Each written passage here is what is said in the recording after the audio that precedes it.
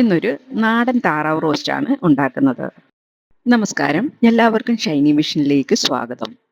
അതിനായി ഒരു പാത്തയെ കട്ട് ചെയ്ത് വിനാഗിരി ഒഴിച്ച് കഴുകി വൃത്തിയാക്കി എടുത്തിട്ടുണ്ട്. ഇതിൻ്റെ മുറിച്ചിടുമണമൊക്കെ മാറിക്കിട്ടാനായിട്ട് വിനാഗിരി ഒഴിച്ച് കഴുകുന്നത് നല്ലതാണ്.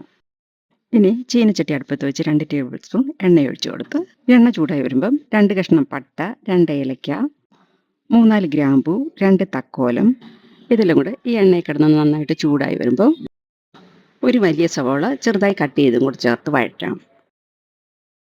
സവാള നന്നായിട്ട് വഴണ്ടി വരുമ്പം 1 ടീസ്പൂൺ ഇഞ്ചി വെളുത്തുള്ളി പേസ്റ്റ് കൂടെ ചേർത്ത്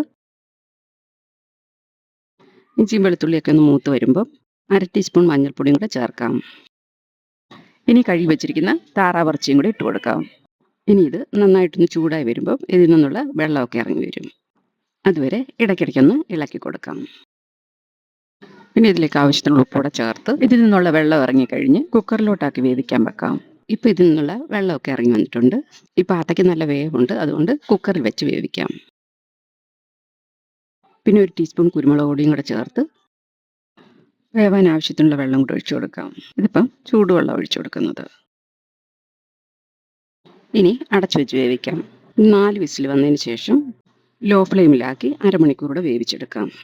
ഓരോ ഇറച്ചിക്കും പല വേവായതുകൊണ്ട് അതനുസരിച്ച് വേവിച്ചെടുക്കാം. സ്റ്റൗ ഓഫാക്കി വെച്ചിട്ട് കുറച്ച് നേരമായി. ഇപ്പോൾ ഇതിൽ ആവിയൊക്കെ പോയിട്ടുണ്ട്. ഇനി തുറന്നു നോക്കാം. ഇപ്പോൾ ഇത് വെന്തിട്ടുണ്ട്. ഇനി ബാക്കി കാര്യം ചെയ്യാം. ഇനി ഇത് റോസ്റ്റ് ചെയ്യാനായിട്ട് ചീനച്ചട്ടി അടുപ്പത്ത് വെച്ച് 2-3 ടേബിൾ സ്പൂൺ വെളിച്ചെണ്ണ ഒഴിച്ചു കൊടുക്കാം. എണ്ണ ചൂടായി വരുമ്പോൾ അരമുറി തേങ്ങ ചെറുതായി അരിഞ്ഞു വെച്ചിട്ടുണ്ട്. ഇതൂടെ ഇട്ട് കൊടുക്കാം. ഇതൊന്ന് മൂത്ത് ചെറുതായിട്ടൊന്ന് കളർ മാറി വരുമ്പോൾ കുറച്ച് കറിവേപ്പിലയും 2 ടീസ്പൂൺ ഇഞ്ചി വെളുത്തുള്ളി ചതച്ചതൂടെ ചേർക്കാം. ഇതൊന്ന് വഴണ്ടി വരുമ്പം 2 പിടി ചെറിയുള്ളി എടുത്തിട്ടുണ്ട്. ഇതൊന്ന് ചതച്ചെടുത്തിട്ട് വരാം. ഇനി ഇതിലേക്ക് ഈ ചതച്ച് വെച്ചിരിക്കുന്ന ഉള്ളിയും കൂടെ ചേർക്കാം. ഇനി ഇതൊന്ന് തീ കുറച്ച് വെച്ചിട്ട് ഇതിലേക്ക് ആവശ്യമായ മസാലപ്പൊടികൾ എടുക്കാം. 1/2 ടീസ്പൂൺ മഞ്ഞൾപ്പൊടി, 1/2 ടീസ്പൂൺ മുളക് പൊടി, 2 ടീസ്പൂൺ മല്ലിപ്പൊടി, 2.5 ടീസ്പൂൺ ചിക്കൻ മസാല പൗഡറും കൂടെ എടുത്ത് മാറ്റി വെക്കാം. ഇപ്പം ഉള്ളി ഇഞ്ചിയൊക്കെ വഴണ്ടി വന്നിട്ടുണ്ട്. ഇനി ഇതിലോട്ട് എടുത്ത് വെച്ചിരിക്കുന്ന മസാലപ്പൊടികൾ ചേർക്കാം. ഈ മസാലപ്പൊടികളൊന്ന് മൂപ്പിച്ചെടുക്കാം. മസാലപ്പൊടികളെല്ലാം മൂത്ത് വരുമ്പം വേവിച്ച് വെച്ചിരിക്കുന്ന താറാവിറച്ചിയും കൂടി ഇട്ട് കൊടുക്കാം. ഇനി ഇതിൽ ഈ വെള്ളമയൊക്കെ വറ്റി നന്നായിട്ടൊന്ന് തോർത്തിയെടുക്കാം. ഇതുപോലെ ആയി കഴിയുമ്പം 1-1.25 ടീസ്പൂൺ ഗരം മസാല പൗഡർ ഇട്ട് കൊടുക്കാം.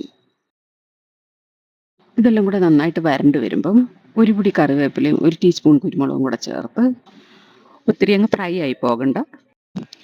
ഈ ഗ്രേവിയൊക്കെ കഷ്ണത്തെ നന്നായിട്ടൊന്ന് പൊതിഞ്ഞിരിക്കുന്ന ഒരു പരുവത്തിൽ സ്റ്റൗ ഓഫ് ചെയ്യാം. ഇപ്പോൾ ഇതായിട്ടുണ്ട്. ഇനി ഇത് സെർവിങ് പ്ലേറ്റിലോട്ട് മാറ്റാം. നിങ്ങൾക്ക് എൻ്റെ ഈ വീഡിയോ ഇഷ്ടമായാൽ ലൈക്കും ഷെയറും സബ്സ്ക്രൈബും ചെയ്യാൻ മറക്കരുതേ. Thank you.